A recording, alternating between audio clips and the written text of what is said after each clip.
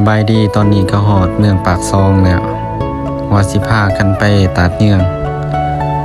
ออกมาแต่เสาฝนก็ตกให้เบิ่งบรรยากาศเมืองปากซองโอ้โคตรหนาวเลยฝนตกไป2 คนคือเก่าบ่มีหมู่มีแต่หมู่ผู้เดียวนี่แหละพากันไปเลาะมาไปชมวิวเด้เห็นเขารีวิวตาดคืองามอีหลีลองไปแต่เช้า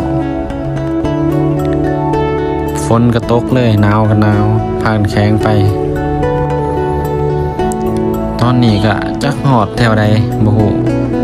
มาจากหอดแถวป่าหกเรือนลังสีฟ้านี่แหละไป2 คนคือเก่าบ่มีหมู่บ่มีไผจับกล่องตอนนี้ก็หอดตาดเนืองแล้ว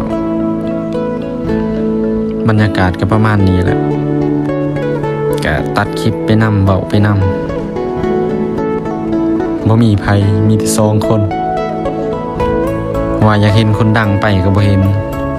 นแต่คนบ่ดัง2 คนนี่หนำโคตรแห้งเลยว่าสิถ่ายรูปก็บ่ได้ถ่ายหมอกมันอัดกล่องนะแบบอายน่ะมันขึ้นแห้งโพด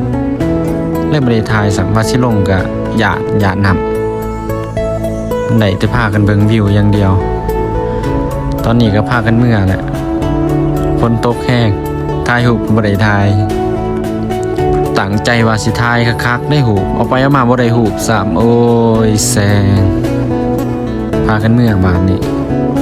พวกบ่มีเวียกเขาดำนานพากันไปลินไปแต่เมื่อวานนี่พุ่น